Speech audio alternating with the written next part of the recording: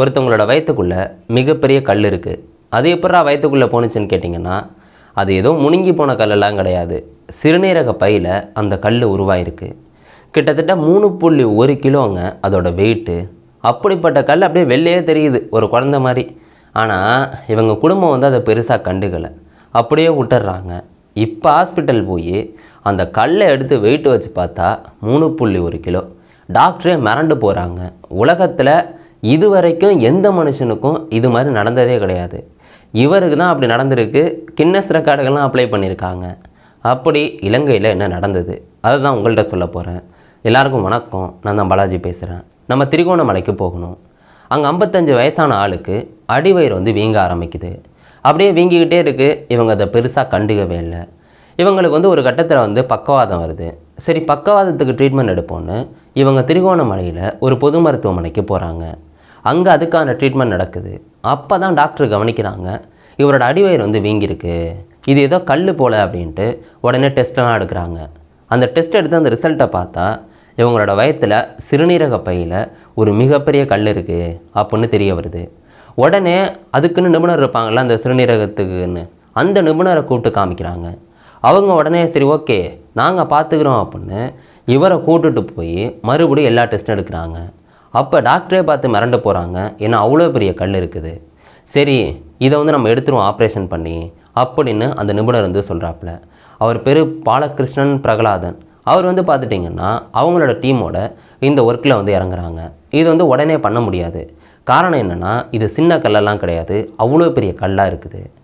உடனே என்ன பண்ணுறாங்கன்னா, இவரோட உடம்புல வந்து சில பிரச்சனை இருக்குது. முதல்ல பக்கவாதம், ரெண்டாவது அந்த சிறுநீரகத்துக்கு போகிற நரம்புகள் இருக்குல்ல அது பாதிப்படைஞ்சிருக்கு.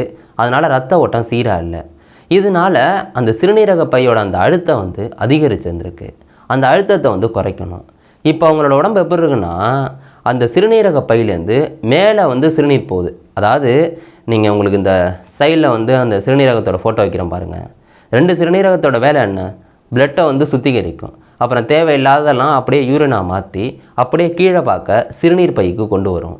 ஆனால் சிறுநீர் பையோட அழுத்தம் அதிகரித்ததுனால சிறுநீர் பையிலேருந்து மேலே பார்க்க வந்து போகுது. இந்த அழுத்தத்தை குறைப்போம் அப்படின்னு கேடிட் உபகரணங்களை வச்சு அந்த அழுத்தத்தை வந்து குறைக்கிறாங்க. இப்படியே அழுத்தத்தை குறைச்சிட்டு ஆப்ரேஷன் பண்ணுறதுக்கான பணிகள் போகுது. அதுவும் அவ்வளோ ஈஸியான விஷயம் கிடையாது. ஏன்னா அந்த கேடிட் உபகரணங்கள் பொறுத்துறதே ரொம்ப சிக்கலான விஷயமா இருந்தது. கல் அவ்வளோ பெருசால இருக்குது. அதுக்கப்புறம் எல்லாம் பொருத்திட்டு ஆப்ரேஷனை ஆகஸ்ட் 14 வைக்கிறாங்க. ஆப்ரேஷன் நல்ல வெற்றிகரமாக முடியுது. 1 மணி நேரம் கழித்து அந்த கல்லை வந்து குழந்த மாதிரி எடுக்கிறாங்க. கிட்டத்தட்ட வெயிட்டே கையை வந்து தாங்க முடியாது. ஏன்னா 3.1 கிலோ இருக்குது. அங்கேயே வெயிட் வச்சு பார்க்குறாங்க, 3.1 கிலோன்னு தெரியுது. அதோட நீளத்தை அளந்து பார்க்குறாங்க, 19 சென்டிமீட்டர் இருக்குது. யோசிச்சு பாருங்கள், அவ்வளோ பெரிய ஒரு பொருளை வயத்தில் வந்து வச்சுக்கிட்டு இருந்திருக்காரு. அவருக்கு எந்த சிம்டம்ஸும் தெரியலையா அப்படின்னு கேட்டிங்கன்னா, நிறையா தெரிஞ்சிருந்திருக்கும். அவர் வந்து அதை பெருசாக கண்டுக்காமல் விட்டுட்டாங்க. அதில் வேறு பக்கவாதம் இது மாதிரி பல பிரச்சனைகள் இருந்ததுனால இது அவங்களுக்கு பெருசாக தெரியலை.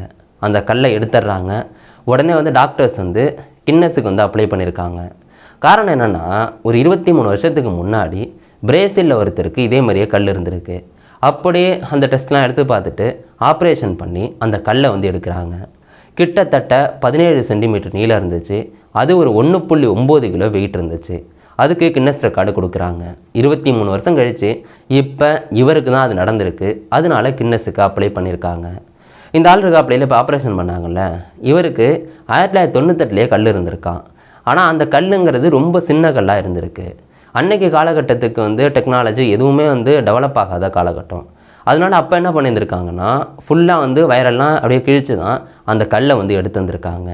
அப்போ அந்த சின்ன கல்லுக்கே அதை பண்ணியிருக்காங்க. இப்போ அது மாதிரி கல்லாக இருந்திருந்ததுன்னா லேசர் மூலம் அப்படியே எல்லாம் நவீன டெக்னாலஜி மூலம் அதை அப்படியே உடச்சிருந்துருப்பாங்க. 4 சென்டிமீட்டர் வரைக்கும் தான் அதை பண்ணுவாங்க. அதுக்கு மேலே போயிட்டு அப்படின்னா வயத்தை கிழித்து தான் இப்பயும் வந்து பண்ணுவாங்க. இதுதான் வந்து நடக்குது. ஆனால் இவ்வளோ பெரிய கல்லுங்கிறதுனால கண்டிப்பாக ஆப்ரேஷன் பண்ணி தான் எடுக்க முடியும். அதை வந்து எடுக்கிறாங்க. எவ்வளோ பிரச்சனைகள் இருந்தாலும் டாக்டர் வந்து வெற்றிகரமாக கிட்டத்தட்ட 1 மாதம் ஆகிட்டு அவர் அந்த ஹாஸ்பிட்டலில் தங்கி எல்லாம் பக்காவாக பண்ணி டாக்டர் ஆப்ரேஷன் வந்து முடிக்கிறாங்க. முதல்ல உங்களுக்கு ஒரு டவுட் வரும், இது கிட்னி ஸ்டோனான்னு. இது கிட்னி ஸ்டோன் கிடையாது. அதுக்கு கீழே இருக்கிற சிறுநீரக பையில் உருவாகிற கல். இது எப்படி உருவாகுதுன்னு கேட்டிங்கன்னா, இப்போ சிறுநீரகத்தோட வேலை என்ன, பிளட்டை சுத்திகரித்து தேவையில்லாத பொருட்களை எல்லாம் ஒன்று சேர்த்து அப்படியே அது யூரினாக கொண்டாந்து சிறுநீரக பையில் சேர்க்கும். சிறுநீரக பை ஃபுல்லானோடனே நம்மளுக்கு ஒரு உணர்வு கொடுக்கும், எப்பா இது ஃபுல்லாகிட்டுன்னு. ஆனால் ஒரு சில பேருக்கு அந்த யூரின் ஃபுல்லாக வெளியேறாமல் கொஞ்சம் கொஞ்சமாக அதில் சேர்ந்து கல்லாக உருவாகுமா. அது சின்ன சின்ன கல்லாக இருக்கும். அது வலிச்சு இது மாதிரி ஏதாவது அறிகுறி கொடுத்துச்சுன்னா அதை ஆப்ரேஷன் பண்ணி ரிமூவ் பண்ணுவாங்க. அப்படி இல்லைனா லேசர் மூலம் ரிமூவ் பண்ணுவாங்க. ஆனால் இங்கே இவருக்கு இதேமாதிரி அறிகுறிகள் காமிச்சிருக்கு. இது கொஞ்சம் கொஞ்சமாக அப்படியே கல்லாக மாறி பெருகிக்கிட்டே இருக்குது. கிட்டத்தட்ட 5லேருந்து 10 வருஷம் ஆயிருந்திருக்குமா இந்த கல் இவ்வளோ பெருசாக மாற. அப்படியே அவ்வளோ பெருசாக இருந்திருக்கு. அது அவங்க குடும்பமும் கண்டுக்கலை, அவரும் அதை பெருசாக எடுத்துக்கலை. ஏன்னா இவருக்கு இன்னமும் பல பிரச்சனைகள் இருந்துச்சு. அதுக்கப்புறம் தான் இந்த ஆப்ரேஷன் பண்ணி அந்த கல்லை ரிமூவ் பண்ணுறாங்க. இந்த சிறுநீரக பையில் இப்படி மட்டும்தான் கல் உருவாகுமான்னு கேட்டால், மேலே சிறுநீரகம் இருக்குல்ல, அதுலேருந்தும் கல் வரலாம். ஆனால் அது ரொம்ப சின்னதாக வந்தாலே அவ்வளோ வலிக்கும். அப்படி வந்துச்சு அப்படின்னா இவங்களால் தாங்கவே முடியாது, ஹாஸ்பிட்டல் போய் பார்த்துருப்பாங்க. இவருக்கு உருவான கல் சிறுநீரக பையிலே உருவான கல் தான். நான் முடிஞ்ச அளவுக்கு எல்லாத்தையும் தெளிவாக சொல்லியிருக்கேன்னு நம்புகிறேன். சிறுநீரக பையில் உருவான கல்னால் இவ்வளோ பெரிய சம்பவம் நடந்திருக்கு. உங்களுக்கு என்ன தோணுதோ அதை கீழே கமெண்ட் பண்ணுங்கள். நாளைக்கு நேரடியில் நான் உங்களை சந்திக்கிறேன். Bye guys.